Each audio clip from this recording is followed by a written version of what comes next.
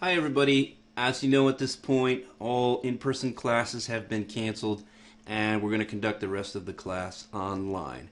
If you haven't done an online class before, some of this will be new to you, but fortunately I've done this class online for several years now, so I've got everything ready to go for an online version of the class. So it's going to be no big deal if you haven't done online before. Don't freak out. Don't panic. It's going to be this is going to be no problem. We're gonna get this taken care of. Okay. So I thought I would just show you how this is going to work. And if you haven't, I know I've been using Canvas already throughout the semester, but if you haven't actually gone through it and used it for an online class, I'll just give you a little tour here. So I've just got my browser open and I'm going to go to my.macomb.edu and enter my information to log in. I'll show you straight from the beginning here. Let me just enter my password. Okay.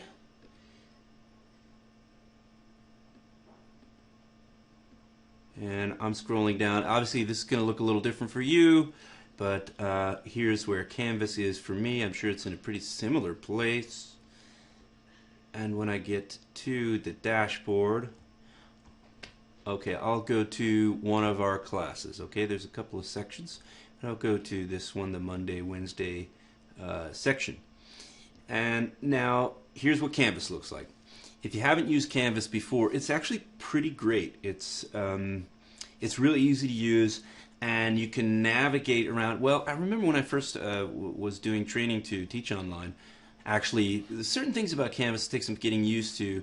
You might find a little bit irritating at first. Like there's a lot of nesting. You click on one thing to go to another thing to go to another thing. Okay, but there's ways around that I've over the last couple of years gotten real comfortable with, and actually once you get familiar with it, it's actually really easy to navigate around, and you can quickly go to what you need to go to. So I thought I would just show you some of that. First of all, there's like a page that's our sort of class that's enclosed here, and then on the left side you have this sort of you have this bar with various tools that you can go to sort of different applications there. And I know some of you have been using that already because you got inbox. I got messages, Canvas messages from you and everything. One that's really useful is the calendar. You can go to calendar, and here's my calendar. It shows I've got our class pulled up, and the due dates for our class. Obviously, I haven't changed this due date yet for the fact that we're postponing things. That'll be changed. Another thing that's useful about this, though, is instead of so I'm going to go back, and when you're navigating through Canvas, one thing that I find really helpful is to remember right-click on stuff and then open it in a new tab. When you're going through this stuff, it's really useful to have this open in a new tab thing, because you may be looking at like a handout that I've posted, or some kind of file that I've posted, or another website that I've linked to where you could do like an interactive exercise. And if you're not going to a new tab, then it's really irritating because you have to go back and find the page where you started out from again. So a lot of times it's really helpful, open stuff in new tabs and have several tabs kind of open. That way I can go, okay, here's my page with all the information about the what this is, like the class schedule really in outline. And then I can also just click over to the calendar and go, okay, oh, this is when the next thing is going to happen, or whatever. So that's a really useful thing for when you're conducting stuff online. Okay, like I said, if you click on this left toolbars, got a lot of useful stuff. If you click on courses, then your different classes will come up and you can go to one immediately. And it's nice to have that available. That's why they put that separate bar there, because even if you're in the middle of doing something from this course and you're supposed to download a file on this one and do some exercises, then you submit it. And you may have clicked into a lot of things, but you can always just go back to this and go, okay, now I'm going to go back to like the main page for the class, or now I'm going to go to a different class, like jump to, so you can sort of jump to something different with this bar on the left. It's really useful for that. Also, you always have a way to go back to the main page for the class that you're on, for the class that you're dealing with. In this case, it's up here in the left kind of corner of the upper left corner of the blue bar thing here. So that's useful. You can always go back to the main page for the course. And the way I've set it up is just I made a module for each unit. If I had originally planned on doing the whole class online, I would have made a module per week that you would go through. But this works just as well. We're going to just have a module per each unit. And we are on Unit 2 right now. So the Unit 1 stuff, that's not really set up for online. But when you get to Unit 2, the way the system, the way things are set up here, I have pages. And the pages have the lesson material. Like I made videos for all the material in this class. And you can go there, and we've already covered this stuff in person. But if you want to review it, here are the videos, right? There's a bunch of videos, and you can go back to the main page,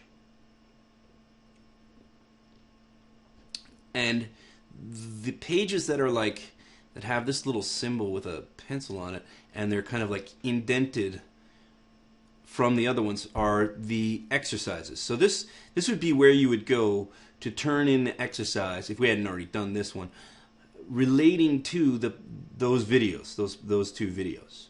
And so then the next topic is covered in another page, constructing and applying truth tables, and then the exercise on that is, I actually forgot to indent that one. I'll just do that now, is indented down from that. So it's like the ones that are not indented, those are your pages where you find the instructional materials, and then the ones indented, you go to those to submit the assignments. So if I go to one here that we're on, we just finished up actually with Unit 2. We're just about ready for the test. But I think I did make it possible to submit the last couple assignments online. If I didn't, I'll do that soon. So here's where the videos are on rules of replacement, and then on the indented page, you go there to actually turn in the assignment. And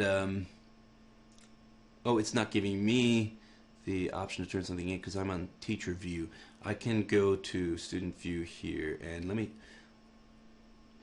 I'll go to student view so I can so I can look at what the way it'll appear to you. So here's how it looks to you. There's not all of those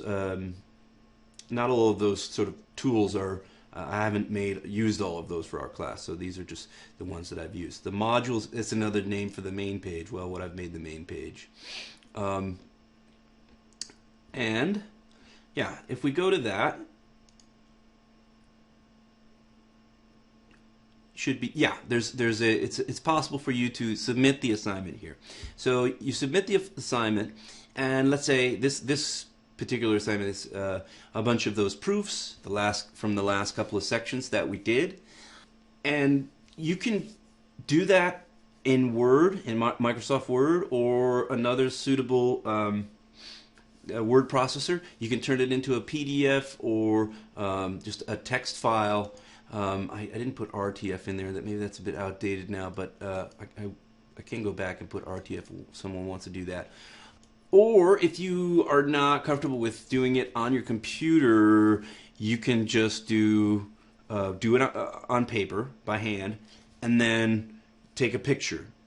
And when you submit the picture, just make sure it's one of these formats. Just make sure it's JPG, JPE, PNG, or JPEG. Those are like the common image files that are used on the internet, and those are the ones that I can actually go and look at what you've done and annotate it. It works well with the Canvas system.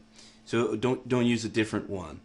And make sure the files are not, try not to have like a 30 megabyte picture of your homework assignment. If you're not used to checking that, just learn how to check the size of the file and try to make it something that's reasonable, like maybe 1 megabyte per picture or something. It's as long as I can see the text, then that's enough information. That's good enough resolution. Okay, so that's how you submit the assignments. I'll even just click on it here, and yeah. Oh, there's also a text box. You can just enter stuff into a text box if you want. Made that available. And there's Google Drive and Office 365 as well. File upload. Most people end up choosing file upload in my experience. So that's fine, as long as it's one of those accepted file types. Now I'll go back to the main page. Changes won't be saved. That's fine. Now the other thing is, you don't have to keep clicking back and forth between the main page and the pages where you submit assignments. You can actually sequence through all the materials once you click on one of the pages, like this one. And now this is the page with the videos on constructing and applying truth tables. And it also says, well, I have to change that. Our book is different when I copied and pasted this over to our site. So I'll go back and change that. I erased what exercises it was on most of these, but I apparently didn't on this one. But anyway, you are on this page and you watch the videos and you're like, I'm ready to go to the next thing, right? I'm ready to submit the assignments or whatever. So you can also just go to next here, and you could just like sequence through the entire course that way. This one doesn't, this one we already did, so it doesn't have option to submit. But then you just click on next again, and there's remember we did those bonus truth tables already, and so on. Okay, so it's really nice. And then always you can go back to the main page this way, and so that's how it's gonna work. It's actually a really convenient system. What else could I show you here? Obviously, you go here to get your grades, and the test is going to be online now. I posted exam 2 information and preparation. I think that was when we were still meeting in person. There's a description of the test here, and then some additional preparation materials. One thing I would mention this, there's a page where I created some interactive proofs. You can go to that and try filling in the blanks there. I think I might have mentioned that while we're still meeting in person. And so that's useful. There's also a sample test. The format's a little different since it's not online. And you can, of course, go back and do some of the exercises that we didn't do, even the ones that we have done before. Then when you go to the test, it says it's locked. It's going to open March 25th, and I haven't gone in and changed the due dates for everything. If you submit it online, it'll be flagged as late, but I won't mark it late. I'll just give you full credit on it. So that's about all I can think of as far as giving you a little tour of how this is going to work, how we're going to finish this up online. It shouldn't be a big deal, relatively easy in our case. As I said, since I've got this stuff ready to go anyhow. So let me know if you have questions. Other than that, I will talk to you soon.